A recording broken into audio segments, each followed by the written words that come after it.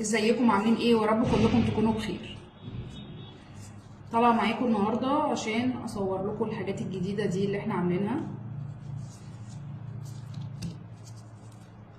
هصورها لكم بعد كده بشكل منفرد، كل حاجه لوحدها باضاءه اوضح، بس انا حبيت اوريكم دي استخدامها ايه.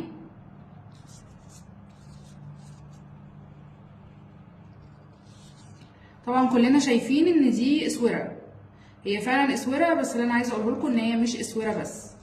زي ما احنا عودناكم اللي احنا دايما بيبقى بنعمل سبحه بتستخدم ككوليه وسبحه في نفس الوقت، بنستخدم سبحه وبنستخدمها كاسوره وبنستخدمها كسلسله رجالي او حريمي في نفس الوقت برضو. بنستخدم سبحه وبنستخدمها اسوره دورين، ممكن نعلق فيها اسم. دي كمان اسوره بقى دور واحد، تمام، وفي نفس الوقت سبحه. بستعرض بس كل الالوان مع بعض وبعدين هوريكم ازاي. طبعا اعذروني انا لوحدي فقلت لازم اصورها. طب نقول بقى ازاي. دي زي ما احنا شايفين خيط شنبله بيتوسع وبيتضيق بالشكل ده، تمام.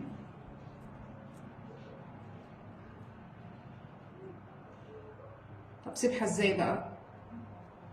سبحه 33 بينها واسعه، مش واسعه قوي يعني، برضو مناسبه.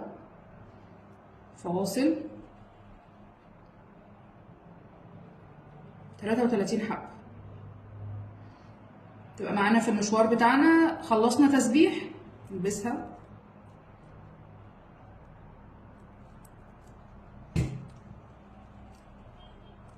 نقفلها بالمنظر ده. عملية جدا في الاستخدام، مناسبة لجميع المقاسات، تتوسع طبعا وتتضيق. ادي خلعناها بمنتهى السهولة وقفلناها بمنتهى السهولة. احنا في المشوار بتاعنا نستغل وقتنا في التسبيح بالمنظر ده، سهلة جدا. الحركة الأحجار مش لازقة في بعض، فبالتالي بسبح براحتي. خلصت، بدل ما تضيع مني بوسعها شوية، ألبسها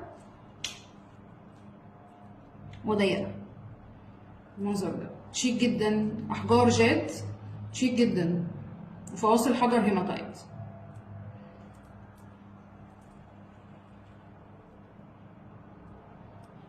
طيب نشوف واحدة تاني. نفس القصة، خليها متضيقة، تسبيح عادي جدا.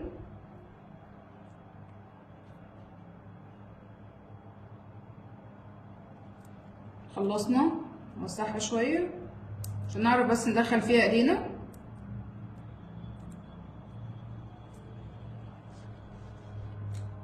بالمنظر ده.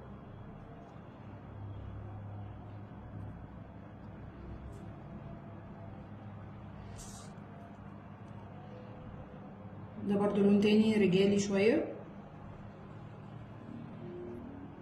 مسافات نقدر نسبح براحتنا.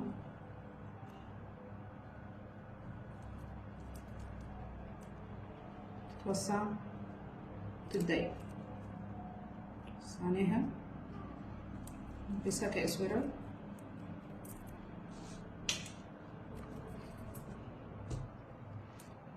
شيك جدا وعملية جدا في الاستخدام، وخفيفة جدا في الوزن.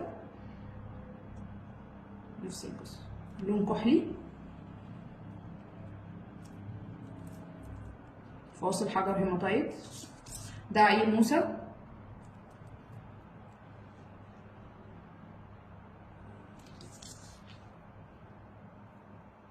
ده عقيق نبيتي،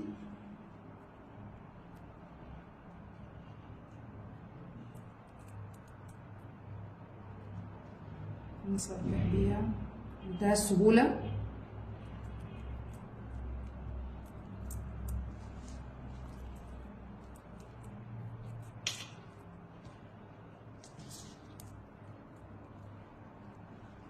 عقيق برضو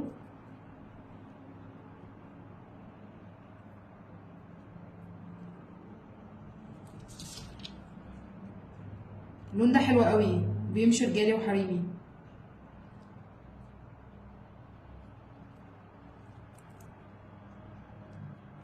عقيق برضو، فاصل حجر هيماتايت.